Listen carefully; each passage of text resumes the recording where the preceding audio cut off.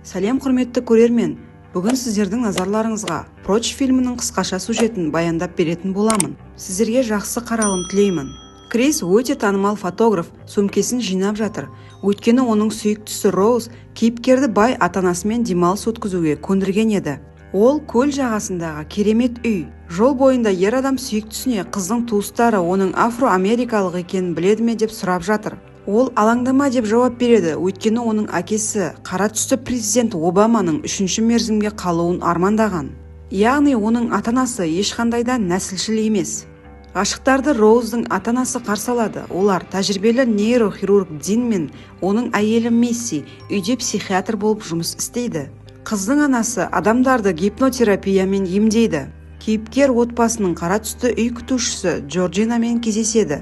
Ол біртүрлі жалған күлімсірейтін сияқты.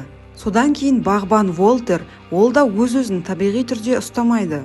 Аулада беседкада түскі ас уақытында қыздың әкесі Кристің үстелді қолмен соғуын байқайды және оның темекі шегетінін болжайды. Осыдан кейін ол әйелі Миссияның тәуелділіктен құтылу үшін гипноз сеансын атқаратынын ұсынады. Оған кейіпкер сыпайы бас тартумен жауап береді. Миссия ертең бұрыннан оның әкесі жүргізіп келе жатқан дәстүрдің белгілі бір жиналысы болатынын айтады. Көп ұзамай оларға қыздың інісі Джереми қосылады. Түнде Крис ұйықтай алмайды, өйткені ол күні бойы темекі шекпеген еді. Темекіні алып, содан кейін сыртқа шығады. Күтпеген жерден бағбан Волтер оның жанынан өтіп кетеді. Ал терезеде Крис Джорджинаның қатып тұрған көздерін байқайды. Ол шаштарын механикалық түрде түзететін сияқты. Ер адам үйге оралады. Кіреберісте қолында бір кесе шай бар. Миссия отыр еді. Әйел одан бірнеше минут әңгімелесуді сұрайды. Содан кейін шай қасықпен қатты араластыруды тоқтатпай, кейіпкерді транс ішіне енгізеді. Крис мидың түбіндегі бос орынға батып бара жатқандай сананы паралич етеді. Кейіпкер қорқынышты айқаймен оянады және бұл түнгі қорқыныш екенін түсінеді. Камераны қолына алып, ол табиғатты суретке түсіріп, көркем ауданды аралайды. Сонымен қатар қызметші Джорджина айна алдында шашын қалай түзететінін тағы да байқайды. Ер адам әрдайым бейсбол қалпағын тастамайтын жергілікті бағбан Волтермен қарым-қатынас құрып жақындауға шешім қабылдайды. Қызметкер өзін биоробот секілді ұстайды. Одан түнгі жүгіру үшін кешірім сұрап, және ескірген сөз тіркестермен сөйлеседі. Содан кейін ол Кристің түнде Миссияның кабинетінде бірнеше сағат болғанын айтады. Яғни бұл Кристің қорқынышты түстері емес еді. Үйге қымбат көліктер, кортеждері келеді. Сонымен қатар барлық қонақтар тек ауқатты отбасылардың ақ нәсілді өкілдері. Крис адамдардың тек оның денсаулығы мен физикалық деректеріне қызығушылық танытатынын байқайды. Оның білімі мен интеллекті туралы сұрақтар қоймайды. Кейіпкер жалғыз жас қара түсті қонақ Логанмен танысады, бірақ ол өзін өте оғаш ұстайды. Ол өзінен әлдеқайда үлкен ақ әйелдің күйеуі еді. Механикалық күлімсірейді және робот сияқты сөйлеседі. Крис Логанды бұрын бір жерде көрген сияқты, бірақ қайда екенін есіне түсіре алмайды. Содан кейін кейіпкер әйгілі галереяның көзі көрмейтін иесі Джиммен кездеседі. Ол фотографтың таланты бар екенін айтады. Әңгіме арасында ол қарғыс атқан генетикаға байланысты соқыр болғанын, сондай-ақ бұл саламен бұрын айналысқанын айтады. Бірақ бұл салада ол ешқандай жетістікке жетпеген. Крис өзінің досы әуежайда жұмыс жасайтын Родқа қоңырау шалады. Кейіпкер айналасындағылардың бәрі қара жігітті бірінші рет көріп тұрғандай дейді. Сондай-ақ ол темекі шегуден ешкім одан сұрамай гипнозға ұшыратқанын айтады. Оған досы шұғыл түрде үйге оралуға кеңес береді. Шынында да бұл үйде қандайда бір құпия ойын бар екені анық.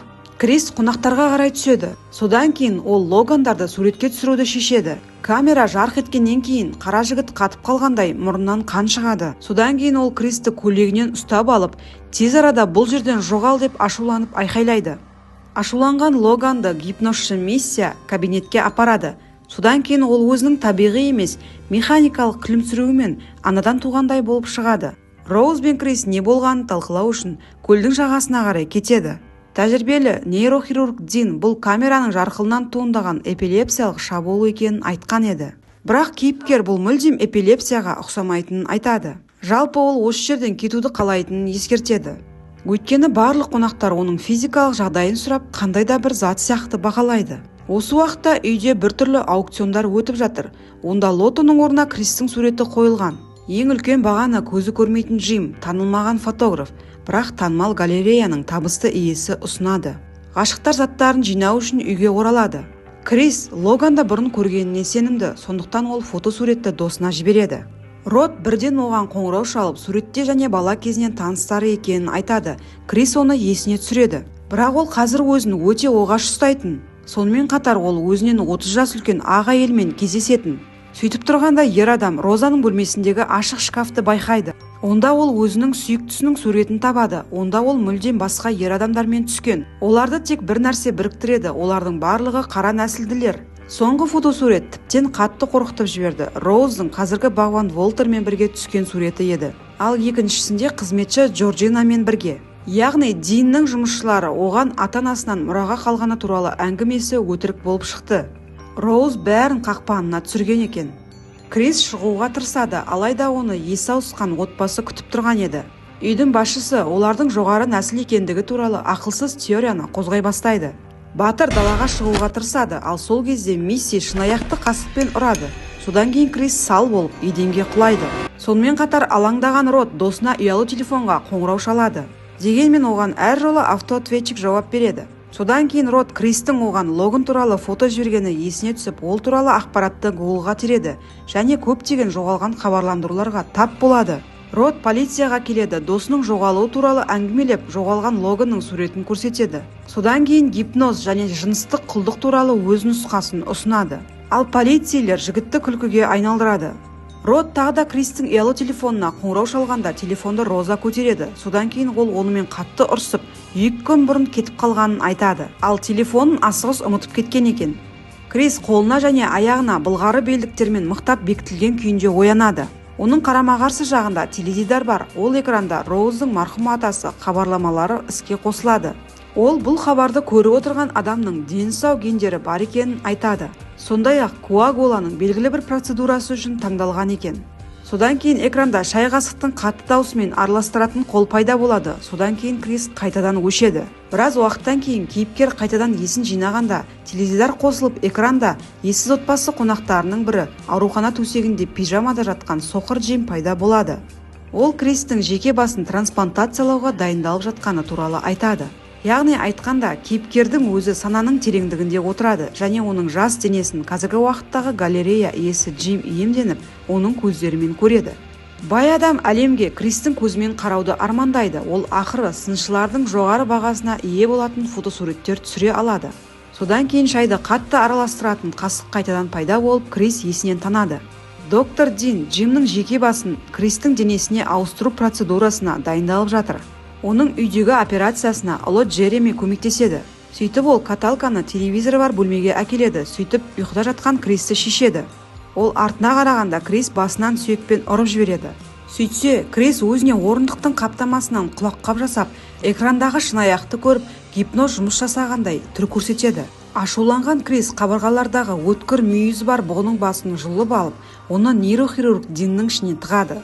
Жоғарыға көтеріліп, кейіпкер гипнозшы Миссияны көріп қалады. Ол тостаған мен қасықты пайдалануға тырысады. Бірақ Крис ыдыс-аяқты еденге лақтырып жібереді.